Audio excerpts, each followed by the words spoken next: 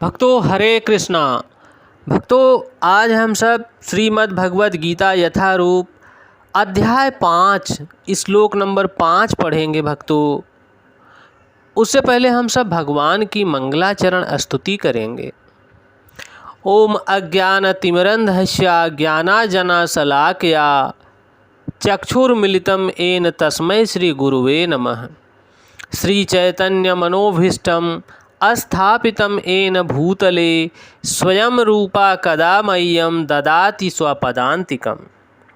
वन्देऽहं श्रीगुरुः श्रीयुतपदकमलं श्रीगुरून् वैष्णवश्च श्रीरूपं साग्रजातं सहगण रघुनाथवन्दितं तं सजीवम् साद्वैतं सावधूतं परिजन सहितं कृष्ण चैतन्य देवं श्री राधा कृष्ण पदान सहगण ललिता श्री विशाखान वितांश्च। हे कृष्ण करुणा सिंधु दीनबंधो जगतपते गोपेश गोपिका कांत राधा कांत नमोस्तुते। तप्त कांचन गौरांगी राधा वृंदावनेश्वरी वृषभान सुते देवी प्रणममि हरिप्रिये। वाञ्छाकल्पतरुभ्यश्च कृपा सिन्धुभ्येव एव च पतितानां पावनेभ्यो वैष्णवेभ्यो नमो नमः। जय श्री कृष्ण चैतन्य प्रभु नित्यानंद श्री अद्वैत गदाधर श्री वसादि गौर भक्त वृंद। नमः ओम विष्णुपादाय कृष्ण पृष्ठाय भूतले श्रीमते भक्ति वेदांत स्वामिन इति नामिने। नमस्ते सरस्वती देवी गौरवाणी प्रचारिणे निर्विशेष शून्यवादी पाश्चात देश तारिणे। हरे कृष्णा कृष्ण कृष्णा हरे हरे हरे रामा राम रामा हरे हरे। हरे कृष्णा कृष्ण कृष्णा हरे हरे हरे रामा राम रामा हरे हरे। भक्तों भगवान इस श्लोक में बोल रहे हैं, कृपया ध्यान देना। यत सांख्ये प्राप्ते अस्थानम तत् योगे अपि गम्यते एकम सांख्यम च योगम च यह पश्यति सा पश्यति। जो यह जानता है कि विश्लेषणात्मक अध्ययन सांख्य द्वारा प्राप्त स्थान भक्ति भी प्राप्त की जा सकती है, और इस तरह जो सांख्य योग तथा भक्ति योग को एक समान देखता है, वही वस्तुओं का वास्तव यथा रूप में दर्शन प्राप्त करता है। भक्तों यहाँ भगवान स्पष्ट कर रहे हैं कि यह धरा भौतिक जगत प्रकृति जीव जंतु कीट पतंगे पर्वत नदियाँ पहाड़, जब हम सब ये अपरा शक्ति का दर्शन करते हैं तो यह अपरा शक्ति किसी मानव किसी मनुष्य के द्वारा बनाया गया नहीं है। ये अपरा शक्ति खेत खलियान बीज अन्न भंडार साग सब्जियाँ, ये सब भगवान प्रकृति के माध्यम से गर्भोदगई विष्णु के द्वारा यह सब जीवों को जीवन यापन के लिए भगवान उत्पन्न करते हैं। यह सब अपरा शक्ति के द्वारा प्रकृति के माध्यम से बनाई गई व्यवस्था है, जो भगवान विष्णु के नेतृत्व में प्रकृति अपना कार्य करती है। भक्तों भगवान यहाँ स्पष्ट कर रहे हैं कि भगवान का दर्शन इस अपरा जगत अपरा पदार्थ प्रकृति के माध्यम से वह ज्ञानी पुरुष, वह बुद्धि विवेकी पुरुष भगवान का दर्शन प्राप्त कर सकता है। भक्तों और जो ज्ञानी मुनिजन लोग हैं, वह प्रत्येक पदार्थ में प्रत्येक अपराशक्ति में भगवान का दर्शन प्राप्त कर लेते हैं। और जो पराशक्ति है भक्तों, वो जीव जंतु कीट पतंगों में पाई जाती है, मनुष्यों में, क्योंकि जो पराशक्ति है वह साक्षात भगवान परमपिता परमेश्वर परमात्मा का अंश है, जो जीवात्मा कहलाता है। वही अंश प्रत्येक स्फुलिंग शरीर में चेतना बन के घूम रहा है और वो शरीर हिलता डुलता रहता है, अपना कार्य करता रहता है। वही स्फुलिंग चेतना जिसे पराशक्ति कहा गया है, मुनिजन मानस भगवान का प्रत्येक जीव कीट पतंगे में दर्शन प्राप्त करते हैं, क्योंकि उन्होंने भगवान को आत्म साक्षात्कार साक्षात रूप में भगवान का दर्शन प्राप्त किया है। भक्तों, यहाँ भगवान स्पष्ट कर रहे हैं कि जो दार्शनिक जन वास्तविक उद्देश्य जीवन का परम लक्ष्य, जो चरम लक्ष्य खोज है, जीवन का जो चरम लक्ष्य है वो आत्म साक्षात्कार है, आत्मा का ज्ञान। अतः दोनों विधियाँ एक जैसी ही हैं, दोनों विधियों से प्राप्त होने वाले परिणामों में कोई अंतर नहीं है। सांख्य दार्शनिक शोध के द्वारा इस निष्कर्ष पर पहुंचता है कि जीव भौतिक जगत का है ही नहीं, अपितु पूर्ण परमात्मा का अंश है। ये ज्ञान परम ज्ञान कहलाता है भक्तों, क्योंकि जिस मनुष्य को, जिस जंतु को ये ज्ञान हो जाता है वह ऊपर उठ जाता है, आम देहात बुद्धि से ऊपर उठ जाता है। भक्तों, जीव भौतिक जगत का तो है ही नहीं, वह पूर्ण परमात्मा का अंश है और जिसे आत्मा स्फुलिंग चेतना कहते हैं। जीवात्मा का भौतिक जगत से कोई सरोकार ही नहीं होता, उसके सारे कार्य परमेश्वर के कृपा से होते हैं। जब वह कृष्ण भावना अमृत कार्य करता है तभी वह अपनी स्वाभाविक स्थिति में पहुंच पाता है।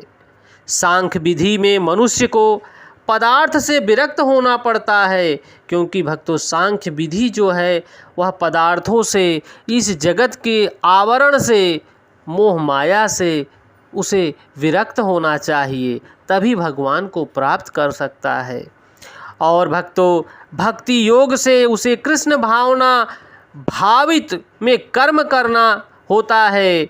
जो ये दोनों विधियां हैं एक जैसी ही हैं, यद्यपि ऊपर से एक विधि में विरक्ति दिखाई देती है और दूसरे में आसक्ति दिखाई देती है, परंतु जो पदार्थ से विरक्ति है और कृष्ण में आसक्ति को एक ही तरह देखता है, वही वस्तुओं को यथा रूप में देख पाता है। भक्तों, मुनिजन लोग इस धरातल पर फैले हुए आवरण से भगवान का दर्शन प्राप्त कर लेते हैं। क्यों?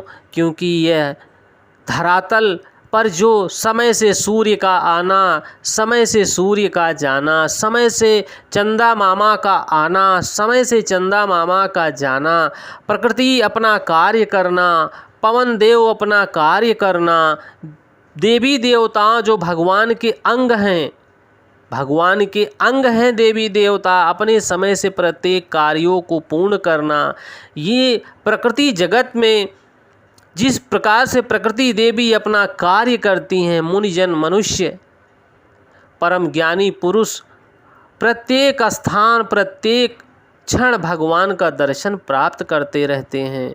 ऐसा ही भगवान का प्रत्येक कार्य कृष्ण भावना अमृत में भक्तों होना चाहिए, क्योंकि जीव जंतु जगत यह संसार बहुत बड़ा है, मनुष्यों के परे है भक्तों। इसको जानने के लिए हजारों जन्म हम लोग ले चुके हैं, परंतु जान नहीं सके। क्यों?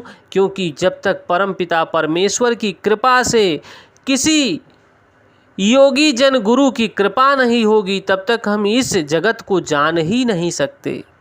भक्तों, इस जगत को जानने के लिए भगवान श्री कृष्ण के चरण कमलों में अपने आप को समर्पित करना होगा। जब भगवान या किसी गुरु की कृपा हम पर बरसेगी तो हमें हमें ज्ञान प्राप्त होगा, तभी इस जगत को पूर्ण रूप से हम समझ सकते हैं कि ये जगत मनुष्यों जीव जंतुओं के लिए बनाया गया है, क्योंकि हम कर्म गति को भोग रहे हैं। कर्मों के कारण इस धरा पर वापस आते हैं, कर्म गति को कार्य करते हैं और फिर वापस जाते हैं। अगर हम भगवान का साक्षात स्वरूप दर्शन नहीं प्राप्त कर पाते तो फिर हमें यहीं भेज दिया जाता है, फिर कर्मों को भोगने के लिए। भक्तों, ऐसा कार्य करो कि भगवान का दर्शन प्राप्त हो। भगवान के दर्शन के साथ साथ भगवान का चरम लक्ष्य है भगवान की प्राप्ति, भगवान की सेवा, भगवान की प्रेमामयी सेवा। जो मनुष्य पूर्ण रूप से स्वीकार करता है वह भगवान को प्राप्त करता है। भक्तों, आपको पता होगा कि जब आत्मा इस शरीर से निकलती है और जब तक उसे दूसरा शरीर प्राप्त नहीं हो जाता तब तक वह पितृ लोक में वास करती है। भक्तों, आत्मा के विषय में बहुत सारे भक्तों को पता है, बहुत मनुष्यजन को पता है, भाई बंधुओं को पता है, परंतु यह आत्मा भगवान का सनातन अंश है। भगवान की कृपा से ही मनुष्य रूप जीवन मिलता है भक्तों, और जब तक वह आत्मा पितृलोक में निवास करती है तब तक उस आत्मा को भी भूख प्यास सब लगता है, परंतु वह सूक्ष्म शरीर होता है। सूक्ष्म शरीर होने के नाते वह आत्मा अपने परिवारजन से, जिस परिवारजन से वो आत्मा निकल कर वापस गई है, उससे चाहत रखती है कि ये मेरे लिए कुछ करें, मेरे लिए कुछ करें, वैष्णवों को दान दें, रोटी कपड़ा का दान करें। तो जो भक्त इस बात को जानते हैं वह भगवान को अर्पित किए हुए भोजन को भगवान से प्रार्थना करते हैं कि हे प्रभु, आप कल्याण करो, आप कल्याण करो, उन सभी आत्माओं का कल्याण करो प्रभु। कोई भी इस जगत में या उस ऊपर के जगत में, किसी भी जगत में हो प्रभु, सबका कल्याण करो। यही प्रेममयी भक्ति सेवा है भक्तों। प्रत्येक मुनिजन मानस को, प्रत्येक जीव जंतुओं के लिए कर्म करना होता है। क्यों? क्योंकि यह संसार बहुत बड़ा है भक्तों। हम इस संसार को जान ही नहीं सकते, क्योंकि जब तक गुरु की कृपा नहीं होगी, प्रभु की कृपा नहीं होगी, इस संसार को हम जान ही नहीं सकते। भक्तों, भगवान का नाम स्मरण करते करते आपको ज्ञान प्राप्त हो सकता है। हरे कृष्णा कृष्ण कृष्णा हरे हरे, हरे रामा राम रामा हरे हरे, हरे कृष्णा कृष्ण कृष्णा हरे हरे, हरे रामा राम रामा हरे हरे। भक्तों, यह भगवान की भगवत वाणी है। कृपया आप सबको अच्छी लग रही है तो और भक्तजनों तक पहुँचाने की कृपा करें, ताकि और भक्तजन और भाई बंधुओं का कल्याण हो सके। भक्तों देखो, भगवान स्पष्ट अपने ज्ञान को जिस प्रकार से दे रहे हैं, अपने शब्दों के माध्यम से हम सबको अपने जीवन में धारण करना चाहिए। यह पशु पक्षी पेड़ पौधे सब सजीव भगवान के अंश हैं।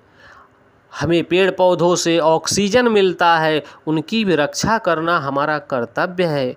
इन पशु पक्षियों की रक्षा करना हमारा कर्तव्य है।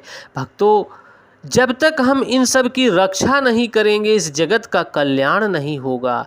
इन पर दया करना हमारा कर्म है, क्योंकि मनुष्य ऐसी 84 लाख योनियों में लास्ट योनि है भक्तों मनुष्य जन की, जो सभी पर कृपा करते हुए भगवान की प्रेममयी सेवा करना है। भक्तों, यही भगवान का परम ज्ञान है। भक्तों, भगवान का यह परम ज्ञान आप सब अपने जीवन में उतार कर भगवान को प्राप्त कीजिए और मनुष्यजनों का कल्याण कीजिए। यही भगवान की परम इच्छा है भक्तों, कि जो मुनिजन मानस इस ज्ञान को प्राप्त कर मनुष्यों का कल्याण करेगा वह मेरे धाम को प्राप्त करेगा।